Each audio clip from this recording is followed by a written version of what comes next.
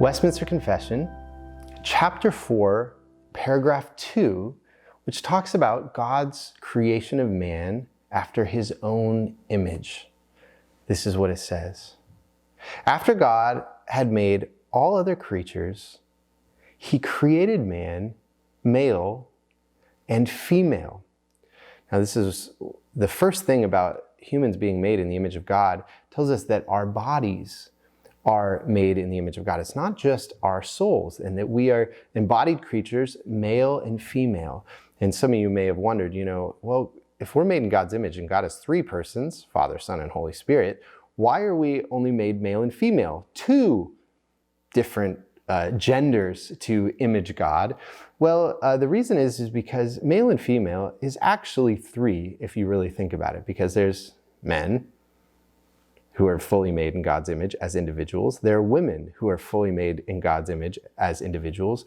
But then there is the union of male and female in marriage, which also reflects God's image and glory. And of course, that's how the Father is, that the Father and the Son love one another in the Spirit. It's like the Spirit is the love, the relationship between the Father and the Son.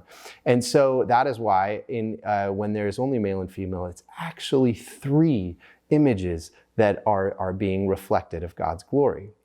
But it is not only our bodies that reflect the image and glory of God, but it goes on, with reasonable and immortal souls endued with knowledge, righteousness, and true holiness after his own image.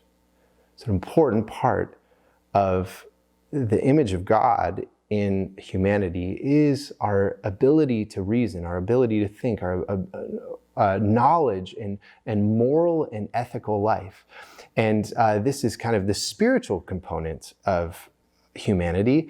And this is pretty obvious to us. Maybe you've heard people say that chimpanzees have 98% the same DNA that we do. And so physiologically, we're not that different than a chimpanzee. But we just look around and we say, well, clearly humanity is way different than chimpanzees. What makes us so different? Well, it's the image of God, which is both a physiological, physical component of our bodies, but it's also the reasonable and immortal souls that are within us.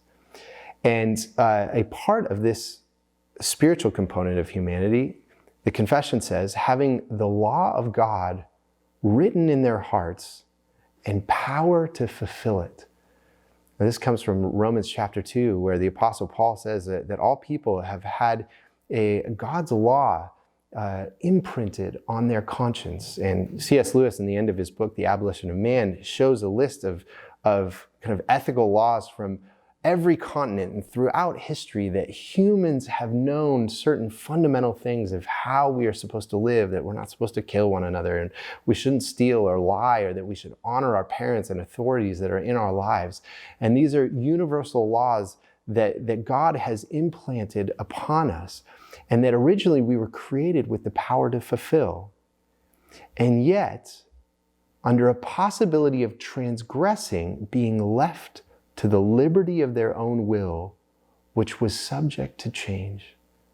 Now, this is again an important paradoxical statement. We just had a chapter 3 of the confession talks about God's sovereignty over everything that he's created, and yet we see again an affirmation of the liberty that he gives to his creatures. Okay, we are not robots. We are not puppets that God is just dictating what to do. He honors the integrity of our wills, and that was true even with our first parents in Adam and Eve.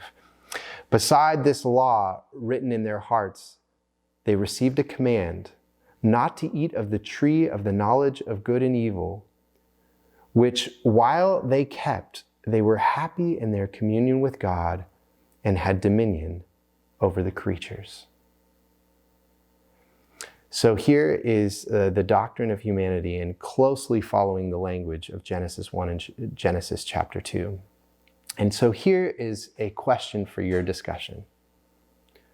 Why is it important for us to affirm that both our bodies and our souls are made after the image of God?